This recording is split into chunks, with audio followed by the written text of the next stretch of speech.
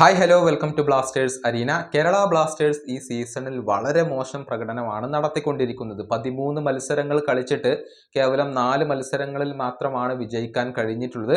അതിൽ 2 വിജയങ്ങളും ദുർബലരായ മുഹമ്മദൻ എസ്സിക്കെതിരെയായിരുന്നു. മോശം പ്രകടനത്തെ തുടർന്ന് വലിയ പ്രതിഷേധങ്ങളാണ് കേരള ബ്ലാസ്റ്റേഴ്സിന്റെ മാനേജ്മെന്റിന് ഏൽക്കേണ്ടി വന്നിരുന്നത്.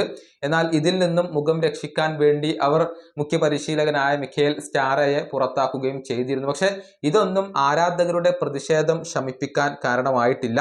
അതിന് ബ്ലാസ്റ്റേഴ്സ് മാനേജ്മെന്റിന് കഴിഞ്ഞിട്ടില്ല എന്നതാണ് വസ്തുത. കഴിഞ്ഞ മത്സരത്തിൽ വ്യാപക പ്രതിഷേധങ്ങൾ അരങ്ങേറിയിരുന്നു. സ്റ്റേഡിയത്തിനകത്തും പുറത്തും ഒരുപോലെ പ്രതിഷേധങ്ങൾ സംഘടിപ്പിക്കാൻ ബ്ലാസ്റ്റേഴ്സ് ആരാധക കൂട്ടായ്മയായ മഞ്ഞപ്പടക്ക് സാധിച്ചിരുന്നു.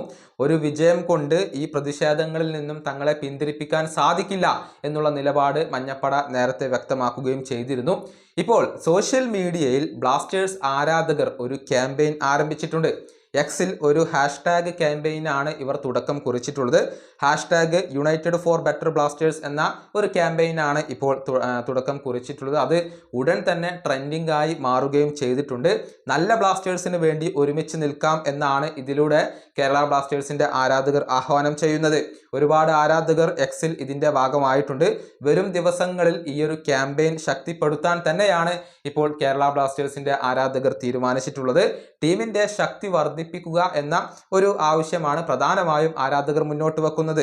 വരുന്ന ജനുവരി ട്രാൻസ്ഫർ ജാലകത്തിൽ മികച്ച താരങ്ങളെ കൊണ്ടുവരാൻ വേണ്ടി ഇപ്പോൾ ബ്ലാസ്റ്റേഴ്സ് ആരാധകർ ശക്തമായി ആവശ്യപ്പെടുന്നുണ്ട്. അതേസമയം നിലവിലെ മാനേജ്മെന്റിന്റെ രാജി ആവശ്യപ്പെടുന്നവരും ഏറെയാണ്. മാഗ്നം സ്പോട്ട് ഔട്ട് എന്ന ക്യാമ്പയിനും ഇതിനോടൊപ്പം ഇപ്പോൾ നടക്കുന്നുണ്ട്. ഏതായാലും ബ്ലാസ്റ്റേഴ്സ് മാനേജ്മെന്റിന് മേൽ ഇപ്പോൾ വളരെയധികം സമ്മർദ്ദം വർദ്ധിച്ചിട്ടുണ്ട്. എന്നാൽ ഈ വിഷയത്തിൽ ഇതുവരെ ആരും തന്നെ തങ്ങളുടെ പ്രതികരണങ്ങൾ രേഖപ്പെടുത്തിയിട്ടില്ല. ഡയറക്ടറായ നിഖിലോ അതല്ലെങ്കിൽ ചീഫ് എക്സിക്യൂട്ടീവ് ഓഫീസറായ അഭിക് ചാറ്റർജിയോ അതല്ലെങ്കിൽ മറ്റു അധികൃതരോ ആരും തന്നെ ഇതുവരെ ഇതിനോട് പ്രതികരിക്കാൻ തയ്യാറായിട്ടില്ല എന്നുള്ളതാണ് വസ്തുത. ഈ വീഡിയോയുടെ അവസാനിപ്പിക്കുന്നു. അടുത്ത വീഡിയോയുമായി വീണ്ടും കാണാം.